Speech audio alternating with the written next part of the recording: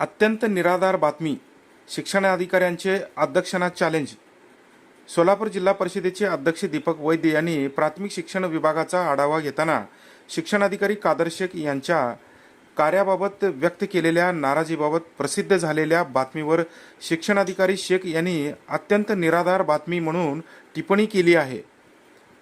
जिल्हा परिषदेचे अध्यक्ष दीपक वैद्य व उपाध्यक्ष इंद्रजित पवार यांनी विभागीय कामाचा आढावा घेतला आहे. त्यात प्राथमिक शिक्षण विभागाच्या कामावर अध्यक्ष वैद्य यांनी पहिल्याच दिवशी नाराजी व्यक्त केल्याचे प्रसारमाध्यमाजवळ सांगितले होते. याबाबतचे वृत्त प्रसिद्ध केल्यावर शिक्षणाधिकारी शेख यांनी सोशल मीडियावर अत्यंत निराधार व बेजबाबदार वृत्त असे म्हणत अध्यक्ष दीपक वैद्य यांनी केलेल्या स्टेटमेंटवरच प्रश्नचिन्ह निर्माण केले आहे. शिक्षणाधिकारी शेख यांनी या वृत्तावर प्रश्नचिन्ह निर्माण करून शिक्षण विभागात निर्माण झालेल्या प्रश्नाबाबत काहीच खुलासा केलेला नाही. जिल्हा परिषद कन्नड शाळेच्या एक मुख्याध्यापक झेडपीच्या गेटवर मागील 40 दिवसापासून उपोषण करीत आहे. त्या शिक्षकाची समस्या मिटवण्याऐवजी शिक्षणाधिकारी कादर शेख यांनी त्या शिक्षकाला त्रास कसा होईल अशा गोष्टींचा जावाई शोध केल्याचे समोर आले आहे. शिक्षणाधिकाऱ्यांनी एक प्रकारे बेजबाबदारीने वागत असून शिक्षण उपसंचालक कार्यालयाकडे बेकायदेशीर मान्यतेची अनेक तक्रारी आहेत. सामाजिक कार्यकर्त्यांनी प्रकरण बाहेर काढल्याने चौकशीही लागल्या आहेत.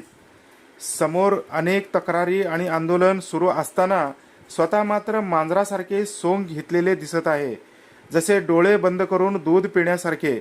मात्र यांनी पदभार घेतल्यापासून किती धुतल्या तांदळासारखे काम केले हे लोकांना चांगलेच माहिती आहे. फक्त वरिष्ठांशी गोड बोलून हात मिळवणी करत चाललेला झेडपीत बेजबाबदारीचं खेळ सुरू आहे.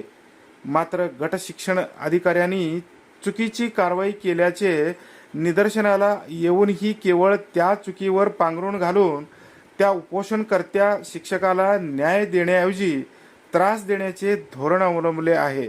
यावर शिक्षणाधिकारी कादर शेख काहीच भाष्य करायला तयार नाही.